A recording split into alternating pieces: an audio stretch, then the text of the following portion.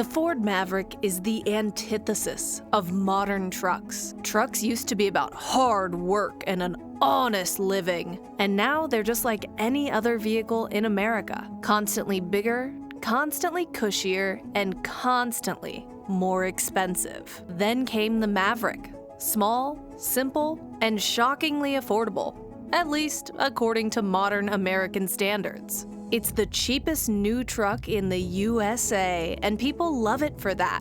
It has the cool factor because it's cool to be thrifty these days. This is the 2024 Ford Maverick, and I'm Alanis King. Usually, I just drive one vehicle at a time, but today, I'm going to review the Maverick as a whole and two of its biggest offerings, the hybrid and the non-hybrid. Let's go for a drive and stick around for the end of this video to see how these two stack up. Ford Truck Month on the Alanis King YouTube channel is brought to you by Apex Coffee Roasters. Apex is fantastic. They have all kinds of different beans and tasting notes. You can go for fruitier or chocolatier or whatever you want. And if you want 15% off your order, you can use code Alanis at checkout.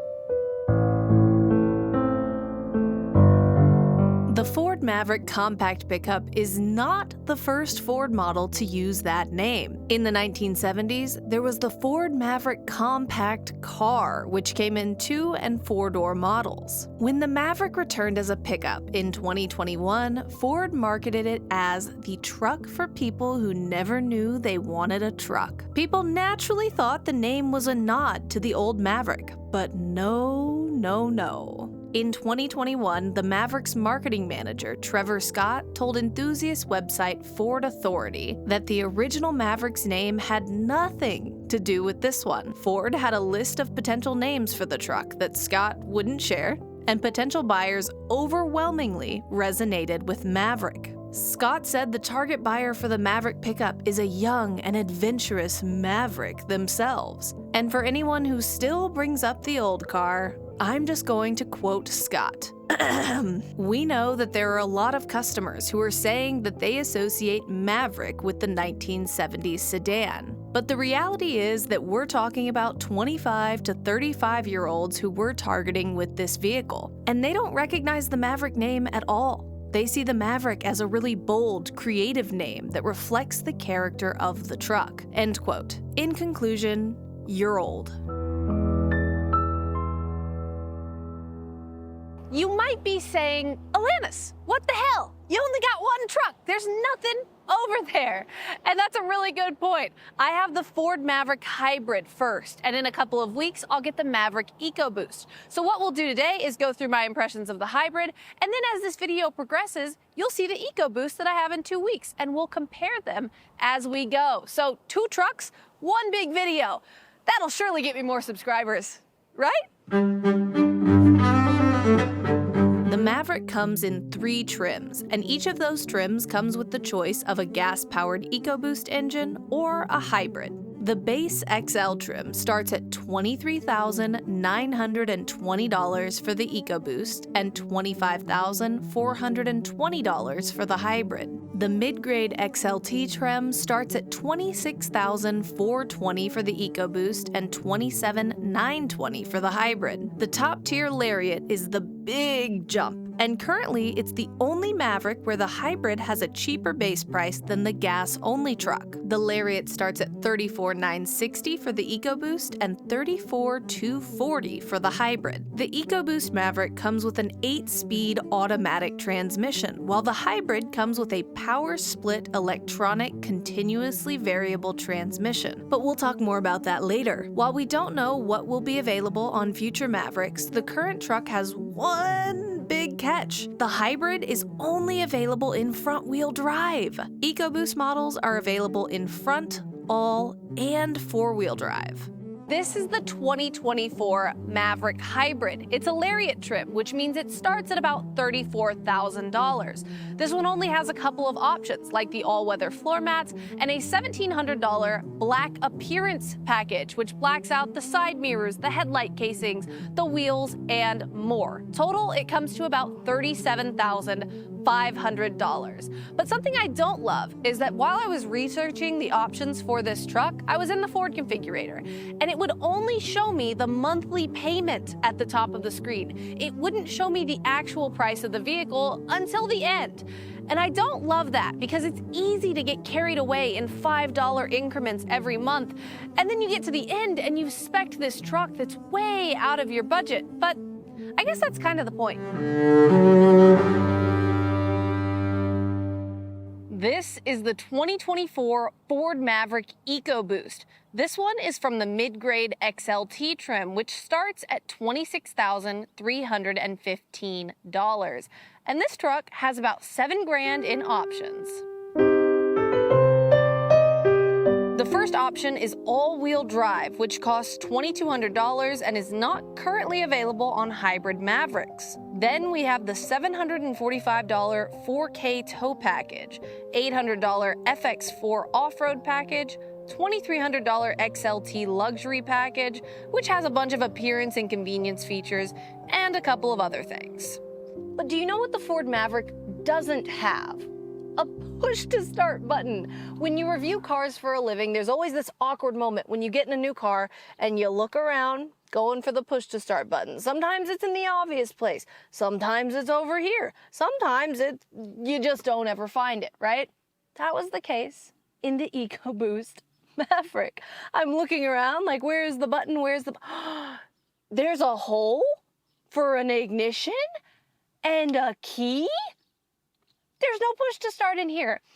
I think this was not the right decision by Ford. It's 2024, and people who are buying things, especially things they don't know a ton about, want the fancy things. Someone who is not a normal car buyer or someone who's not a car enthusiast will go on a lot and go, this doesn't have push to start, I don't want it. Kind of like people go, I want AirPods instead of wired earbuds.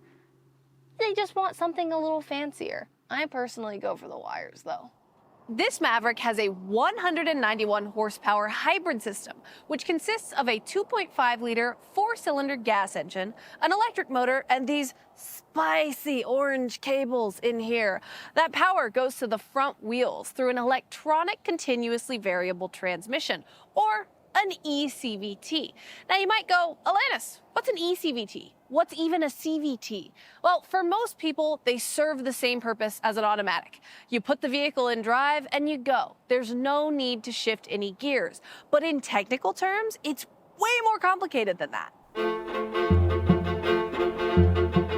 Regular CVTs are known for having a pulley system instead of gears. So instead of shifting through gears, a CVT just constantly adjusts its pulleys for a smoother and more efficient driving experience. Car enthusiasts generally don't like CVTs because they're tame and uneventful. But CVTs were good enough for the Williams Formula One team to test out on its race cars in the 1990s. Plus, normal people likely won't even notice the difference between a CVT and a geared automatic. An electronic CVT shares a name with the regular CVT, but it's way different. eCVTs have gears. The engine operating range is optimized through a planetary gear attached to a generator. That gear set operates a countershaft that is shared with a traction electric motor and a differential that drives the wheels. If that's difficult to understand, I get it, don't worry. Just think of it like this. It's magic. We should really rename eCVT transmissions because they're nothing like conventional CVTs. Let me know in the comments what you think the new name should be.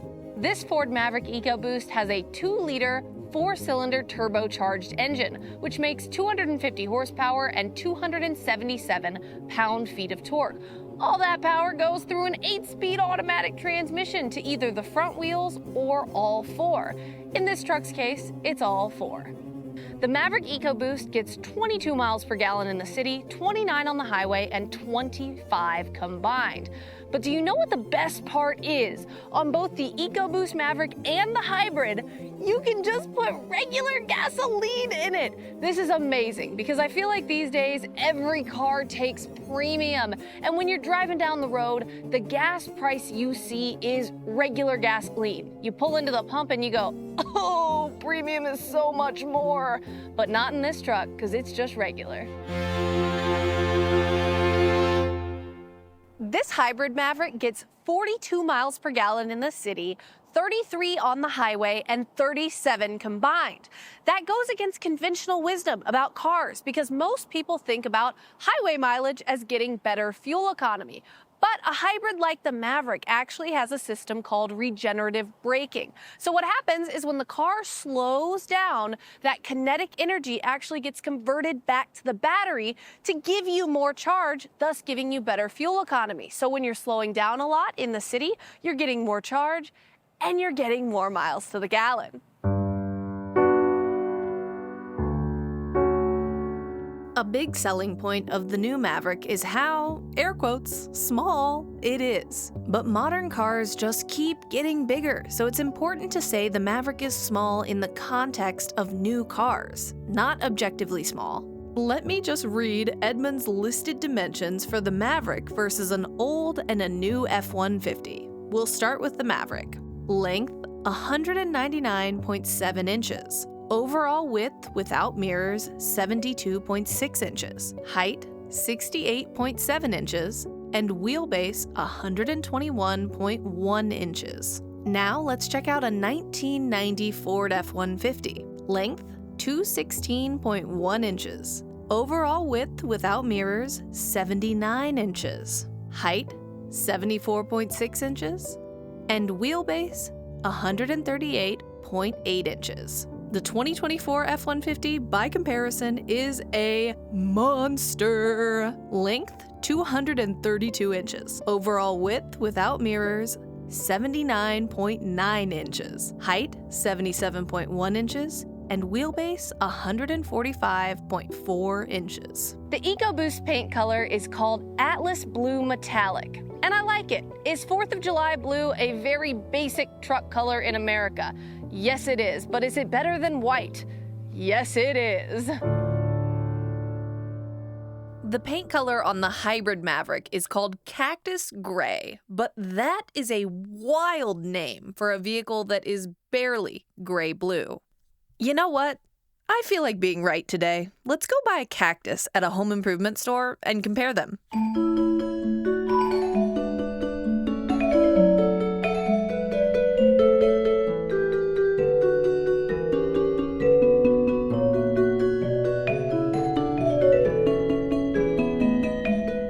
Sponsored by a home improvement store for a really long time? Jimmy Johnson. If you like this shirt or any of the other officially licensed racing apparel I'm wearing in this video, you can get 15% off your first order at Homefield Apparel with code Alanis24.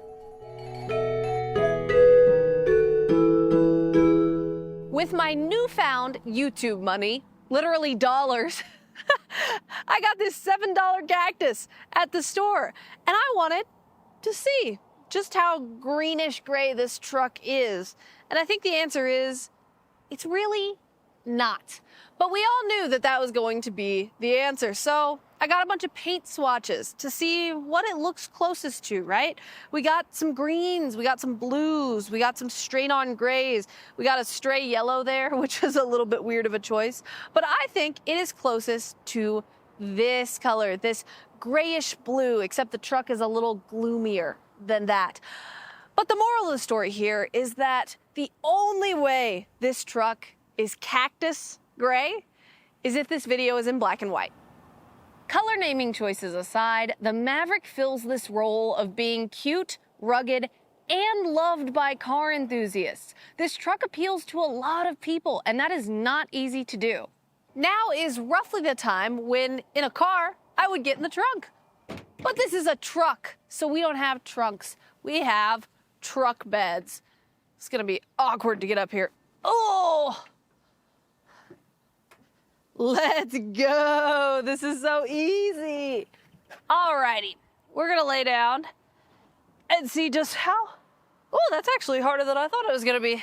Okay, so we have one Alanis right here, and I feel like we could just roll. Oh, I fell the other day and that hurts.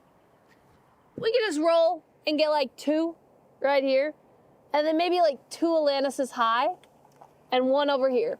I'm gonna give it a solid 5 Alanises. same general idea in the EcoBoost.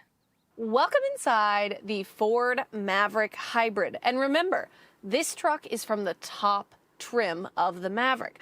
I think the first thing you really notice when you get inside here is just how much leg space you have. And that's due to the fact that the center console area, the cup holders, everything down here actually sits very low compared to the seats. And I think that's due to just having a lot of upward room in a truck. Something I find when I'm in a lot of Ford interiors, the Bronco, the Mustang, the Maverick, is that the interior feels utilitarian. And I don't think that's a bad thing. It just feels like you could splash a bunch of water on it and it would be totally fine, which is kind of comforting when you have a truck, right?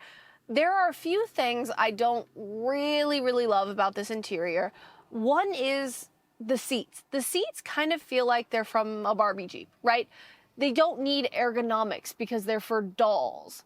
That's how it feels in here. You don't have really high seat bolsters. The seat doesn't form super well to your back. It just feels kind of flat. And if you're in the truck for like 3 hours, you're gonna start noticing that your back feels a little unsupported in these seats. Another thing I don't think is the best is this dashboard pattern. We kind of have like a crinkled paper pattern around the passenger air vent on the side. And then as you get to the main dashboard, that pattern just stops. So it just looks kind of lumpy in one little area and the lumps quit. It was supposed to be on purpose, but it doesn't look like it was on purpose. And that's a problem.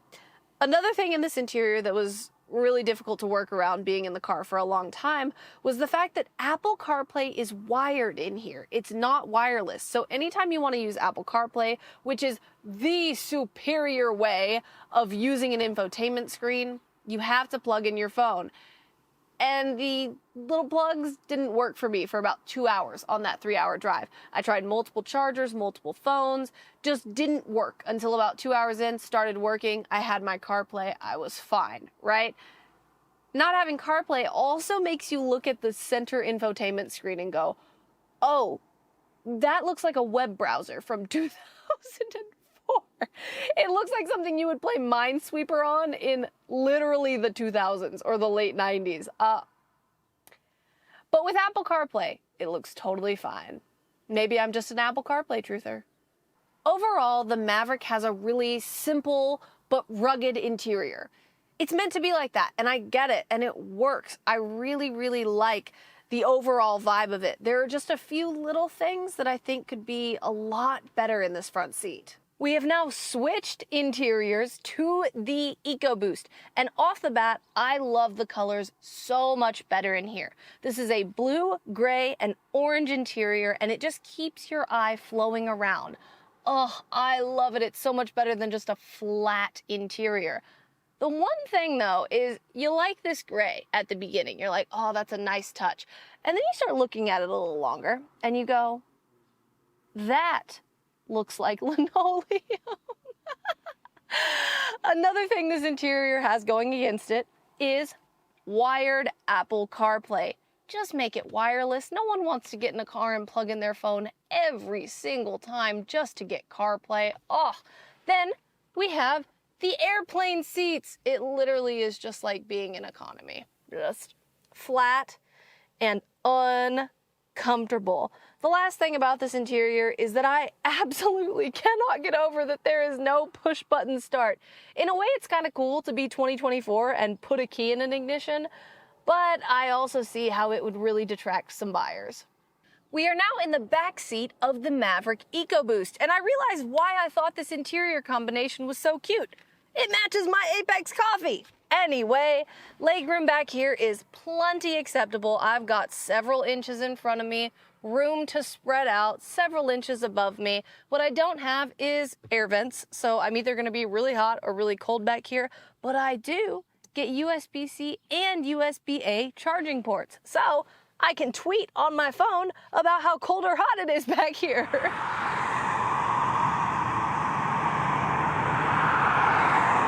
It's driving time, and we're in the Ford Maverick Hybrid. And this truck actually drives a lot smoother than I thought it would. I don't drive trucks a lot, you know? I didn't have really any preconceived notions other than I didn't expect it to be this soft and nice in a literally economy small work truck. I just expected it to be a little rougher in here. But this car just glides, and the transition from the hybrid electric power to the gas engine is so smooth. If you're just normal commuting, you don't really notice the transition between more electric power and more gas power. It's really seamless. It's not intrusive at all. It's a quiet, nice, comfortable ride in this truck. But what I really want to do right now is get out on a highway feeder road and floor this 191 horsepower hybrid powertrain and see if it is at all fast. Let's go. All right. Ready?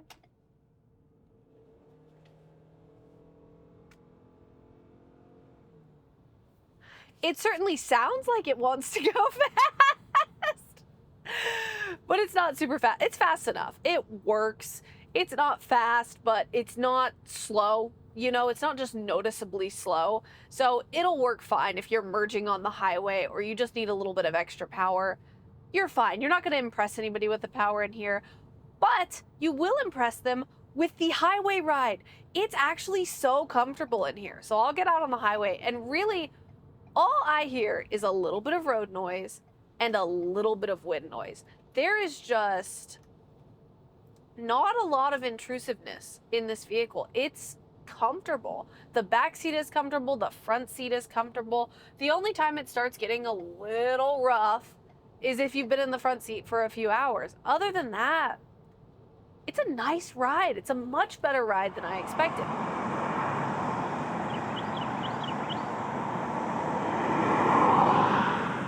Now, one thing that I don't love that happened when we were on our road trip was I was trying to use lane assist in the car, which lane assist basically means the car will steer itself to keep you in the lanes as long as you are also paying attention to driving and you put your hand on the wheel occasionally, right? But to have lane assist in this car, you have to have adaptive cruise control on, which slows the car down if you're coming up fast on a vehicle in front of you. Adaptive cruise control would not turn on. I don't know if it was an electrical glitch, kind of like the Apple CarPlay wire thing we had. I don't know what was going on. That wouldn't turn on, so lane keep wouldn't turn on. So on our long road trip where lane keep is so good, it wouldn't turn on. So in theory we have it, but we don't actually have it in this truck. But honestly, other than that, it was a nice ride. It's a comfortable truck. It's just, it really does bridge that gap between car and truck. You have a truck bed, but you also have a decent amount of comfort. You're not the biggest vehicle in the world, but you're also not the smallest. I'm actually riding a lot higher up than I thought I would be when I saw this truck from the outside. And I think that's because this truck's looks are deceiving. Compared to other cars, it does look like a small truck, right? But then you get in it and you're sitting up pretty high and you go, wow, I have a decent vantage point up here. This isn't too bad.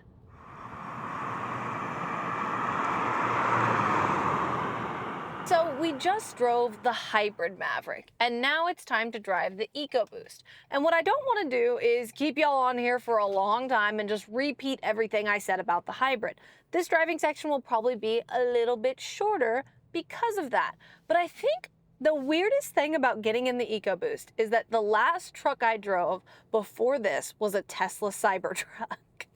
That video is up on the channel. We'll link it on the screen. But the Tesla Cybertruck had two big things that I noticed while driving. One, the accelerator pedal was so tough and heavy. And two, the Tesla Cybertruck steer-by-wire made it to where you just move the wheel a tiny bit and the truck is turning. When you're in the Maverick EcoBoost, the gas pedal is so light. It's like air. It threw me off for a second. And watch this turn. You see this turn? How many times I'm turning this wheel? I don't know if this is a Maverick EcoBoost thing or if this is an Alanis just drove the Tesla Cybertruck thing and the steering is completely different, but I was so weirded out by both of those things when I got in this truck. I guess I'm just getting used to normal steering again, right? Who knows? Another thing about this truck that you notice as soon as you start driving it is that the acceleration sounds really wimpy. And this is a thing the hybrid kind of avoids, because at low speeds, you've got a lot of that electricity kicking in, right? It's not all gas engine, whereas in the EcoBoost, it's all gas engine, and I'm just gonna let you hear it. It sounds pretty rough. All right, we're gonna floor it.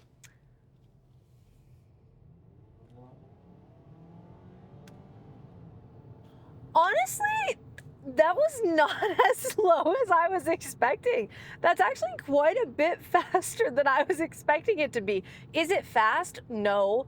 Does it have some pickup? Yes. Again, the thing that is so weird is that the gas pedal is so light. When you press the gas pedal and you're flooring it, there's no tension in it. So you just go, just air, just straight to the ground. Ridiculous.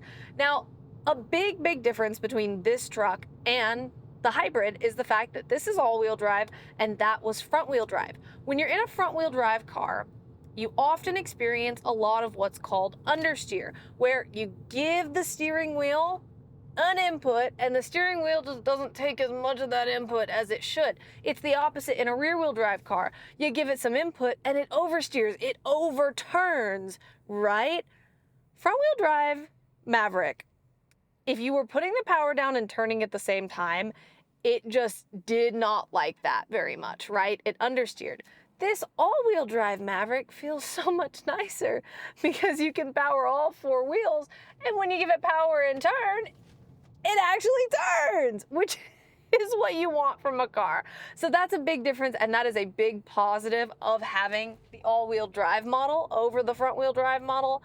But again, that hybrid is just really hard to deny. I just wish it came in all-wheel drive Ford. You're so close to having the perfect mini work truck, mini in American terms, work truck. Please just give us an all-wheel drive hybrid, I'm begging.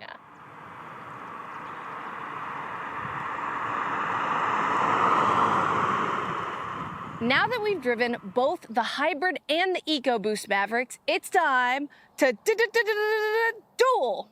Welcome to Alanis's report card. In this report card, I'll give you an overall grade for the Maverick, and then I'll tell you which of the two Mavericks I drove that I like better in that category. The exterior gets a B+. It's really cute, but also looks a little bit aged, and I really like the Atlas Blue better than the Cactus Gray, so EcoBoost wins. The interior of the Maverick gets a C+, and I don't want you to think I dislike the interior of it. I think it looks nice, but there are a couple of big things that really root against it. The first one is the fact that the seats feel like economy airplane seats, and nobody likes economy airplane seats.